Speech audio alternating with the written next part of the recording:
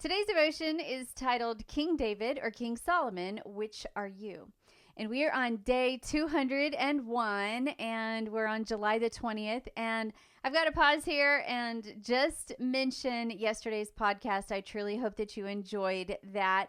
Having Stacy Hirschberger on here was so fun, and I hope that you were encouraged by her story, her realness, her rawness, and that, you were able to put a face to a name, because if you have my devotional and you've read in the acknowledgement section, she is mentioned in that, along with Carrie Fabian, who I've also been have also invited her onto this podcast as well. So I hope you enjoyed it. If you haven't listened to it, go back and listen to it. I'm sure that it's going to give you some inspiration.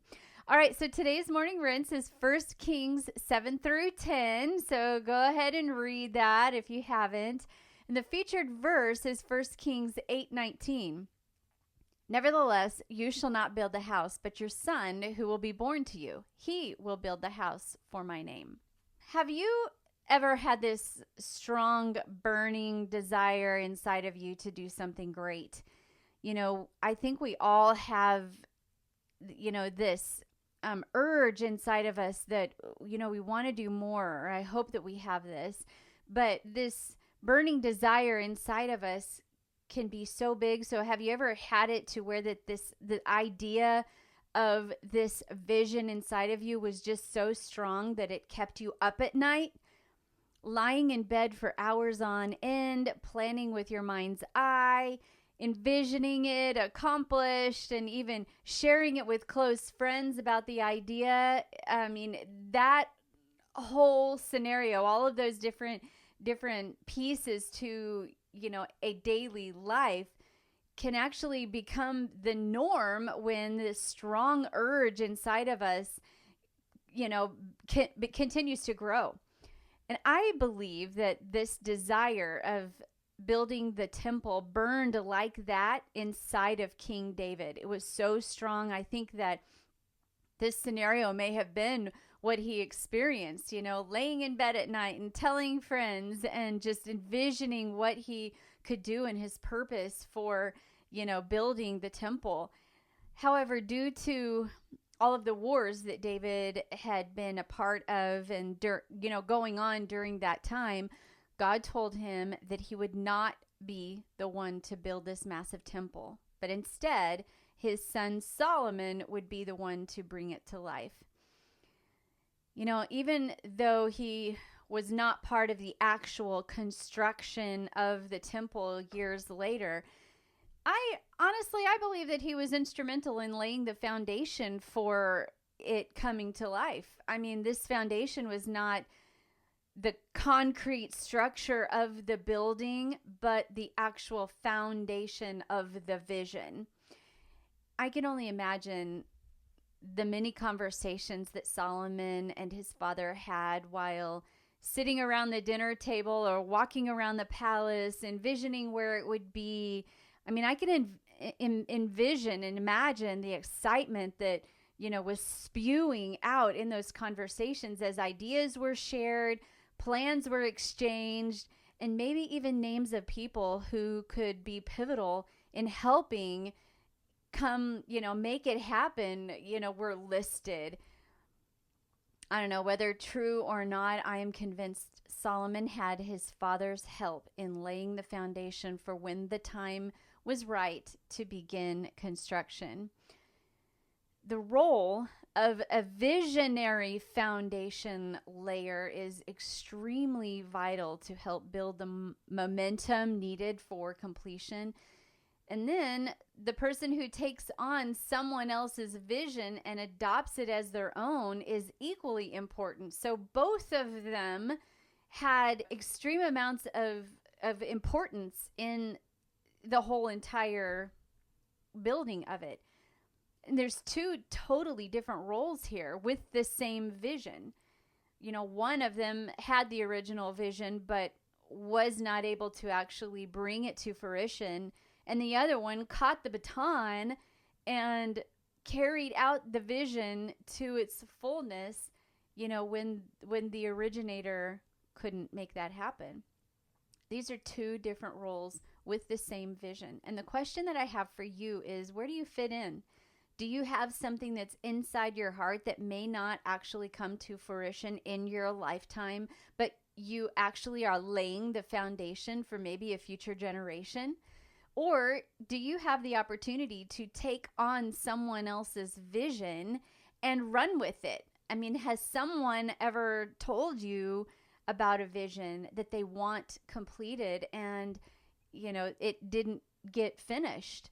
Do you have that opportunity to take on someone's vision and run with it like Solomon did? King David was not afraid to let go of the vision, and King Solomon was not afraid to pick it up and run with it. So whether you are in King David's shoes with the original vision, or if you're in King Solomon's shoes running with the vision, don't be afraid, but go. Don't be afraid to share what that vision is to the right person, or don't be afraid to pick up the vision and run with it. As you guys know, I have a very special couple in my life. They've all been special for decades.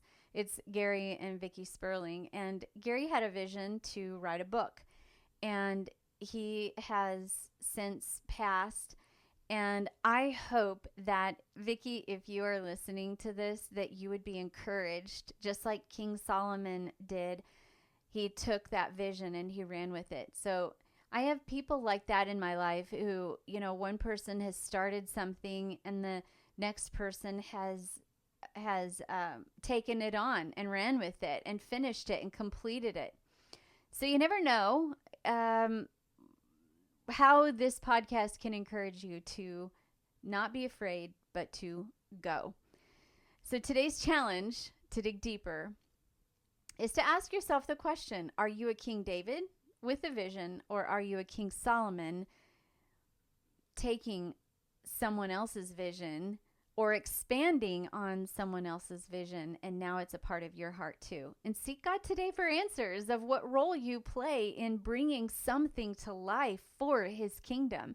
Ask God for the needed peace to move forward in whatever capacity that you are really needing, and what that might look like, and what resources do you need? I'm sure that, King David helped King Solomon, or Solomon at the time. I'm sure that he helped him, with a list of all kinds of people's names that would help.